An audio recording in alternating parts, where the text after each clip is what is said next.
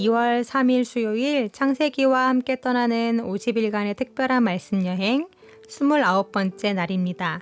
오늘은 어젯밤 꿈속에서 하나님을 만나긴 했지만 여전히 하란을 향해 낯설고 두려운 길을 떠나는 야곱을 따라가 보게 될 텐데요. 야곱 앞에 과연 어떠한 일들이 기다리고 있을지 창세기 29장 속으로 함께 말씀 여행을 떠나봅니다. 그럼 오늘 본문인 창세기 29장 말씀을 김기수 집사님께서 낭독해 주시겠습니다.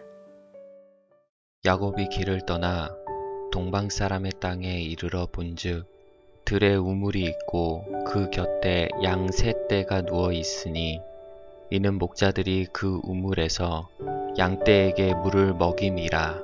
큰 돌로 우물 아귀를 덮었다가 모든 떼가 모이면 그들이 우물 아귀에서 돌을 옮기고 그 양떼에게 물을 먹이고는 우물 아귀 그 자리에 다시 그 돌을 덮더라.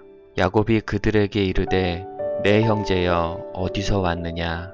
그들이 이르되 하란에서 왔노라. 야곱이 그들에게 이르되 너희가 나홀의 손자 라반을 아느냐? 그들이 이르되 아노라. 야곱이 그들에게 이르되 그가 평안하냐? 이르되 평안하니라. 그의 딸 라헬이 지금 양을 몰고 오느니라. 야곱이 이르되 해가 아직 높은즉 가축 모일 때가 아니니 양에게 물을 먹이고 가서 풀을 뜯게 하라. 그들이 이르되 우리가 그리하지 못하겠노라. 때가 다 모이고 목자들이 우물 아귀에서 돌을 옮겨야 우리가 양에게 물을 먹이느니라. 야곱이 그들과 말하는 동안에 라헬이 그의 아버지의 양과 함께 오니 그가 그의 양들을 치고 있었기 때문이더라. 야곱이 그의 외삼촌 라반의 딸 라헬과 그의 외삼촌의 양을 보고 나아가 우물 아귀에서 돌을 옮기고 외삼촌 라반의 양떼에게 물을 먹이고 그가 라헬에게 입맞추고 소리내어 울며 그에게 자기가 그의 아버지의 생질이요 리브가의 아들 됨을 말하였더니 라헬이 달려가서 그 아버지에게 알림해 라반이 그의 생질 야곱의 소식을 듣고 달려와서 그를 영접하여 안고 입맞추며 자기 집으로 인도하여 드리니 야곱이 자기의 모든 일을 라반에게 말하매 라반이 이르되 너는 참으로 내 혈육이로다 하였더라. 야곱이 한 달을 그와 함께 거주하더니 라반이 야곱에게 이르되 내가 비록 내 생질이나 어찌 그저 내 일을 하겠느냐. 내 품삯을 어떻게 할지 내게 말하라. 라반에게 두 딸이 있으니 언니의 이름은 레아요 아우의 이름은 라헬이라. 레아는 시력이 약하고 라헬은 곱고 아리따우니 야곱이 라헬을 더 사랑함으로 대답하되 내가 외삼촌의 작은 딸 라헬을 위하여 외삼촌에게 7년을 섬기리이다. 라반이 이르되 그를 내게 주는 것이 타인에게 주는 것보다 나으니 나와 함께 있으라. 야곱이 라헬을 위하여 7년 동안 라반을 섬겼으나 그를 사랑하는 까닭에 7년을 며칠같이 여겼더라. 야곱이 라반에게 이르되 내 기한이 찼으니 내 아내를 내게 주소서. 내가 그에게 들어가겠나이다. 라반이 그곳 사람을 다 모아 잔치하고 저녁에 그의 딸 레아를 야곱에게로 데려가매 야곱이 그에게로 들어가니라. 라반이 또 그의 여종 실바를 그의 딸 레아에게 시녀로 주었더라. 야곱이 아침에 보니 레아라. 라반에게 이르되 외삼촌이 어찌하여 내게 이같이 행하셨나이까? 내가 라헬을 위하여 외삼촌을 섬기지 아니하였나이까? 외삼촌이 나를 속이심은 어찌 됨이니이까? 라반이 이르되 언니보다 아우를 먼저 주는 것은 우리 지방에서 하지 아니하는 바이라. 이를 위하여 7일을 채우라. 우리가 그도 내게 주리니 내가 또 나를 7년 동안 섬길지니라. 야곱이 그대로 하여 그 7일을 채우매 라반이 딸 라헬도 그에게 아내로 주고 라반이 또 그의 여종 빌하를 그의 딸 라헬에게 주어 시녀가 되게 하매 야곱이 또한 라헬에게로 들어갔고 그가 레아보다 라헬을 더 사랑하여 다시 7년 동안 라반을 섬겼더라. 여호와께서 레아가 사랑받지 못함을 보시고 그의 태를 여셨으나 라헬은 자녀가 없었더라. 레아가 임신하여 아들을 낳고 그 이름을 르우벤이라 하여 이르되 여호와께서 나의 괴로움을 돌보셨으니 이제는 내 남편이 나를 사랑하리로다 하였더라. 그가 다시 임신하여 아들을 낳고 이르되 여호와께서 내가 사랑받지 못함을 들으셨으므로 내게 이 아들을 주셨도다 하고 그의 이름을 시므온이라 하였으며 그가 또 임신하여 아들을 낳고 이르되 내가 그에게 새 아들을 낳았으니 내 남편이 지금부터 나와 연합하리로다 하고 그의 이름을 레위라 하였으며 그가 또 임신하여 아들을 낳고 이르되 내가 이제는 여호와를 찬송하리로다 하고 이로 말미암아 그가 그의 이름을 유다라 하였고 그의 출산이 멈추었더라. 우리가 기도하면서 많이 묻고 또 구하는 것이 바로 하나님의 뜻이지요. 그 뜻을 알면 삶을 사는 것이 좀 더 수월해질 것 같은데, 만약 지금의 고난이 나를 향한 하나님의 선하신 뜻이라면 좀 더 견디기가 수월할 것 같은데, 결국 우리는 그 뜻을 알지 못해 많이 헤매고 답답해하고 또 불안해하는 것 같습니다. 그렇다면 그 어려운 하나님의 뜻, 그 뜻은 과연 어떻게 하면 알 수 있을까요? 이것이 하나님의 뜻인지 아닌지, 이것이 나의 잘못으로부터 기인한 일인지, 아니면 애초부터 하나님이 나에게 그렇게 작정하신 일인지, 어떻게 하면 그것을 구별할 수 있을까요? 오늘은 오늘 본문에 나오는 야곱의 이야기를 통해 하나님의 뜻에 대해 이야기해보고자 합니다. 태어날 때부터 경쟁심이 남달라 형의 발 뒤꿈치를 붙잡고 태어난 야곱. 그의 비뚤어진 경쟁심은 어떻게 해도 가질 수 없는 장자권 앞에서 결국 정당하지 못한 속임수의 방법을 써서 형의 장자권을 빼앗아 오는데요. 하지만 그로 인해 형제 사이는 더 멀어지게 되고 결국 아버지만 돌아가시면 장자의 축복을 가로챈 야곱을 기필코 죽이고야 말겠다는 형의 무서운 복수를 피해 야곱은 언제 돌아올지 모르는 머나먼 긴 피신길에 오르게 됩니다.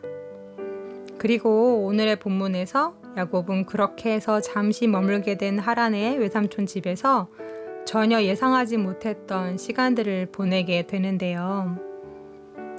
눈이 어두워진 아버지의 약점을 이용해 아버지를 속였던 야곱은 캄캄한 밤 레아를 라헬처럼 꾸며 신방에 넣어준 라반에게 속아 다시 7년을 그를 위해 봉사하게 되죠. 라헬을 아내로 맞이하기 위해 7년을 꼬박 기다리면서 헌신했는데 돌아오는 결과가 결국 꼼수와 배신이라니요. 이에 머리끝까지 화가 난 야곱은 라반을 찾아가 따지기 시작합니다. 어찌하여 내게 이같이 행하셨나이까? 내가 라헬을 위하여 외삼촌을 섬기지 아니하였나이까? 외삼촌이 나를 속이심은 어찌 됨이니이까? 네, 그렇게 약속을 배신으로 갚은 외삼촌에게 원망의 말들을 쏟아놓다가 야곱은 잠시 멈칫하게 됩니다. 7년 전 형의 장자권을 뺏었던 날, 형이 아버지를 향해 했던 말들이 들려오는 것 같았기 때문입니다. 이렇게 말도 안 되는 일이 모두 라반의 치밀한 계획과 속임수로부터 시작되었지만 그에게 뭐라 할 수 없는 이유는 이런 억울한 일을 겪어보니 그제서야 자기에게 똑같이 당한 형의 마음을 알 것 같았기 때문이죠. 야곱은 그 비열한 라반의 모습 속에서 과거 자기의 모습을 발견하게 됩니다. 장자권이 탐이나 형을 미워하고 시기했던 만큼 이제는 자기를 사이에 두고 레아와 라헬이 경쟁의 관계가 돼서 매일 시기하고 불편한 관계를 이루며 살아가는 것을 보니 그제서야 형과 자기를 지켜보면서 마음이 많이 힘드셨을 아버지와 어머니의 마음이 조금이나마 이해가 갑니다. 라반이 변명처럼 뱉은 말이죠. 라반이 이르되 언니보다 아우를 먼저 주는 것은 우리 지방에서 하지 아니하는 바이라. 네, 만약 그 사실이 그랬다면 애초에 먼저 자기에게 그 이야기를 해주었어야 하는 것이 옳은데 결혼식 당일까지도 아무 말도 없다가 이제서야 변명으로 한다는 소리가 이 이야기라니 너무나 억울하고 어처구니가 없지만 그 어처구니 없는 짓을 먼저 한 사람은 바로 자기였기에 야곱은 외삼촌 라반 앞에서 아무 말도 할 수가 없었습니다. 네, 그렇다면 여기서 질문이 하나 생기죠. 야곱의 이러한 일들은 야곱 스스로가 자초한 자업자득의 결과일까요? 아니면 그를 깨닫게 하시고 이 시간을 통해 야곱을 다루어 가시려는 하나님의 계획된 뜻이었을까요? 뒤늦게 같은 일을 당하며 야곱이 자신의 잘못을 돌아보고 뉘우치는 모습을 보다 보면 이것이 하나님의 계획이었구나 싶기도 하지만 만약 이것이 하나님의 뜻이라면 야곱이 형과 아버지를 속인 일도 다 하나님의 뜻이었고 또 라반이 이렇게 야곱을 속이고 자신의 두 딸들에게 두고두고 못할 짓을 벌인 것까지 다 하나님의 뜻이었다고 이야기해야 하는데 과연 하나님은 하나님의 뜻을 위해 이러한 속임수와 술수까지도 이용하시는 분이실까요? 그들이 행한 잘못은 더 커다란 하나님의 뜻 안에서 충분히 용인되고 용납될 수 있는 문제였을까요? 참 어려운 문제인데요. 한마디로 하나님의 뜻은 우리가 함부로 이야기할 수 없는 영역인 것 같습니다.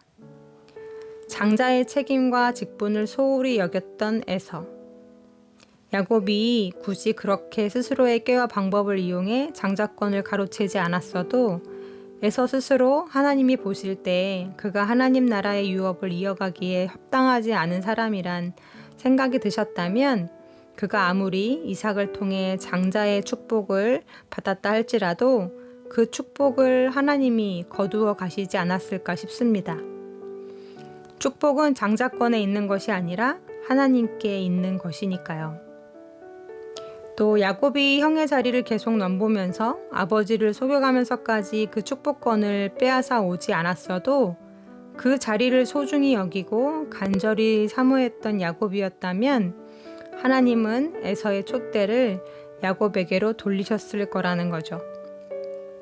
하지만 야곱은 옳지 못한 방법으로 자신의 술수와 꾀를 이용해 장자권을 빼앗아 옵니다. 그러하기에 야곱 안에 있었던 비뚤어진 경쟁심과 그의 옳지 못한 삶의 태도들을 하나님께서 다듬으시고 고치실 필요가 있으셨습니다. 그러하기에 하란에서의 고난의 시간들을 야곱에게 허락하셨던 거죠.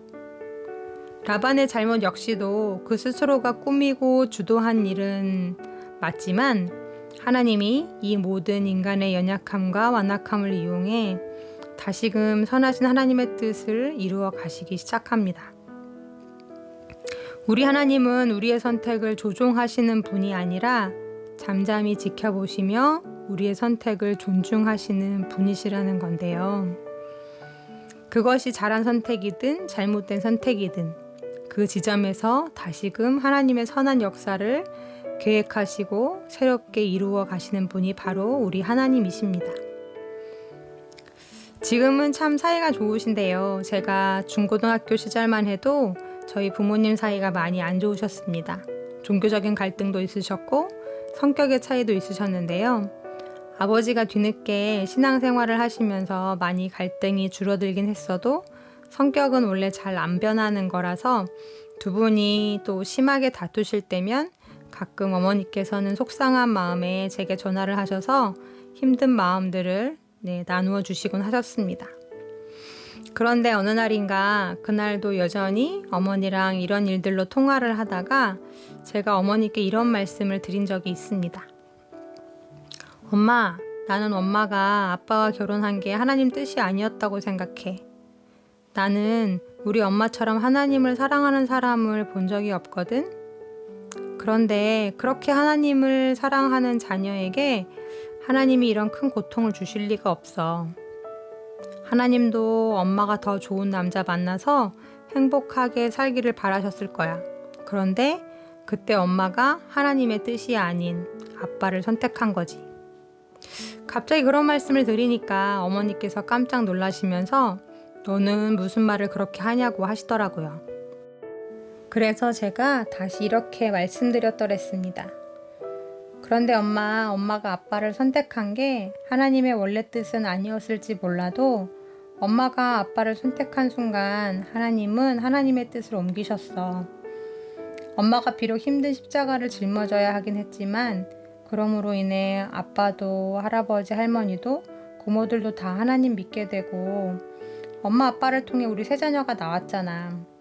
엄마가 아빠를 선택하지 않았다면 우리가 어떻게 나올 수 있었겠어. 하나님은 엄마가 아빠를 선택한 순간 엄마의 선택을 존중하셔서 그 시점부터 다시 하나님의 선하신 뜻을 이루어 가신 거야. 그 말씀을 드리는데 어머니가 우시더라고요. 솔직히 저는 하나님의 뜻이 무엇인지 잘 알지 못합니다. 야곱의 삶 역시 이것이 원래 하나님의 뜻이었는지 아니면 야곱 스스로가 잘못된 선택을 한 것에 대한 대가였는지 잘 모르겠습니다. 하지만 한 가지 확실한 건 하나님은 선하신 분이시요 우리를 선한 길로 인도해 가시는 분이시라는 사실입니다. 혹여 나의 잘못된 선택으로 인해 하나님의 뜻이 아닌 다른 길로 접어들었다 한들 하나님은 그곳에서부터 새 역사를 써가실 수 있는 분이십니다. 그래서 우리는 기도해야 합니다. 보다 더 하나님의 뜻을 잘 헤아리고 분별해서 하나님이 원하시는 뜻을 선택할 수 있도록요.